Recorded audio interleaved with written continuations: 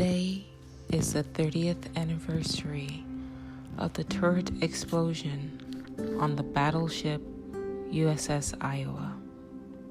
I know this because just a few hours ago, I was having a conversation with a friend of mine about traumatic past experiences when he mentioned that he had been a member of the crew of that ship at the time the explosion occurred. He is a U.S. Naval veteran. On that day, by some twist of fate, when he was supposed to be on that level where the explosion occurred, he was instead moved to a different level, and a friend of his had taken his place. On that day, 30 years ago, he lost that friend. As he spoke to me of his experience on that fateful day, I had a sort of vision where I saw my friend lose his life instead of his friend. This vision triggered me to share with him what I like to call my many deaths interpretation and how it relates to our simulated reality. I will now share this interpretation with you. Your brain is a quantum computer. I'll say it again. The human brain is a quantum computer. And throughout your day, and particularly when you sleep, all of your experiences are backed up to a quantum cloud that exists outside our multiverse. These moments where our experiences are backed up are called save points.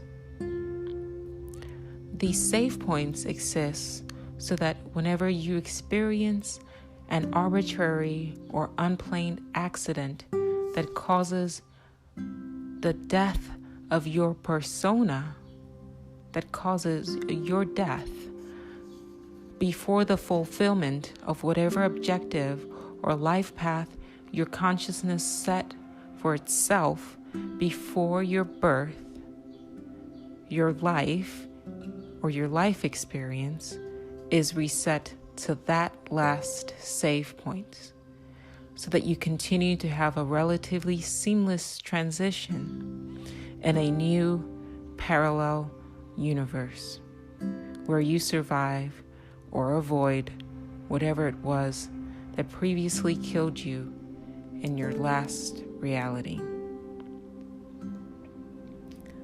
This occurs quite often and unbeknownst to you for the most part, although occasionally one will experience the feeling of déjà vu. Déjà vu happens as a result of some brief overlapping experiences that occurred slightly after your last save point. Here's an example. Let's say after this recording, I decide to go on one of my regular walks on my usual trail. And during my walk, I'm suddenly struck by and killed by a meteorite.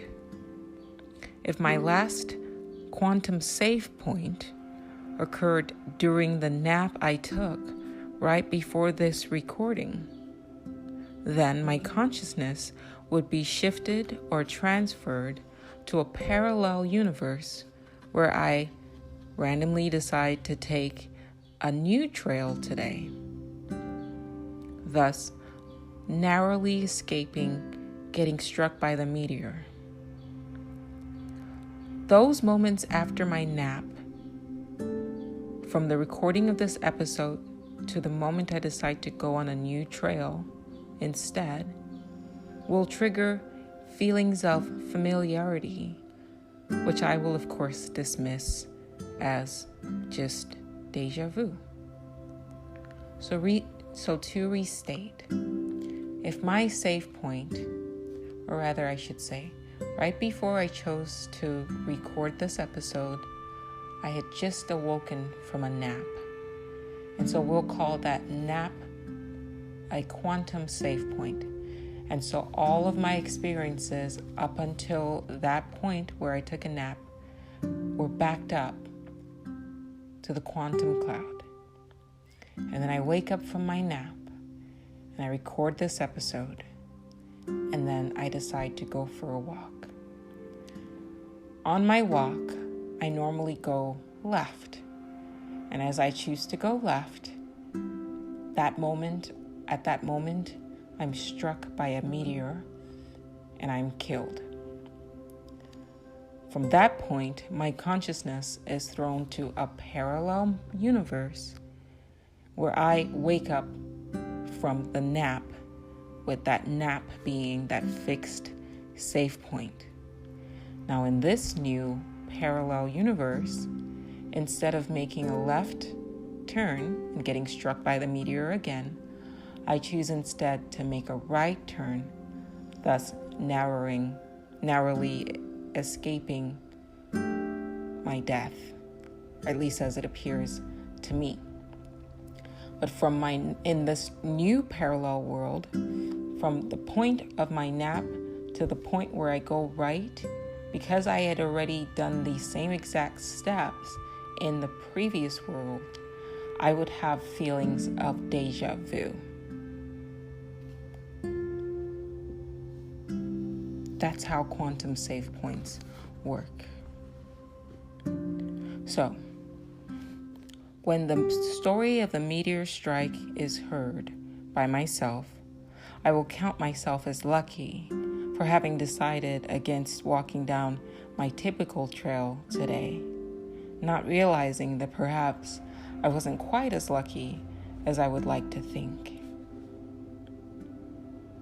Now, to the consciousness or consciousnesses of the loved ones that I left behind in my previous parallel universe, or I should say in my previous universe, the risk of not sounding redundant, that I just shifted away from, I died today.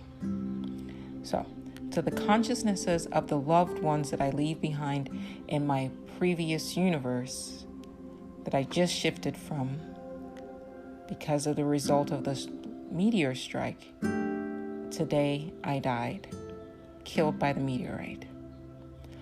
But to myself, I would only have the feeling of both deja vu and of narrowly escaping death. In my new, to me, parallel universe, in my new universe, I'll notice nothing too different from the last one, except perhaps distinct or slight changes in the personas and personalities of my loved ones that I interact with now.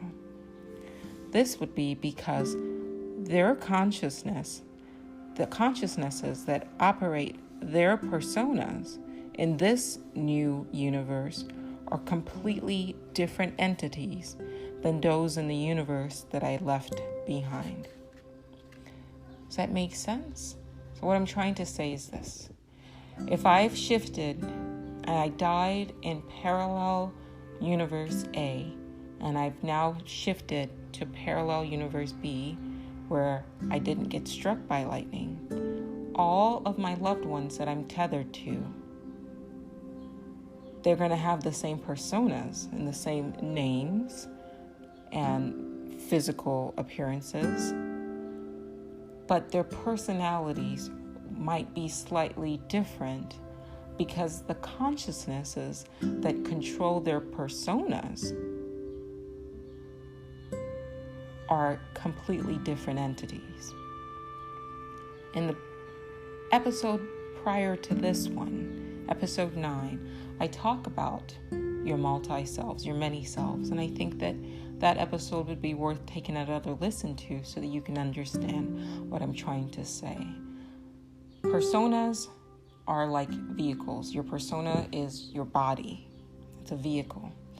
But the consciousness that operates the personas are immortal entities, and they vary from universe to universe, even though the persona might stay the same.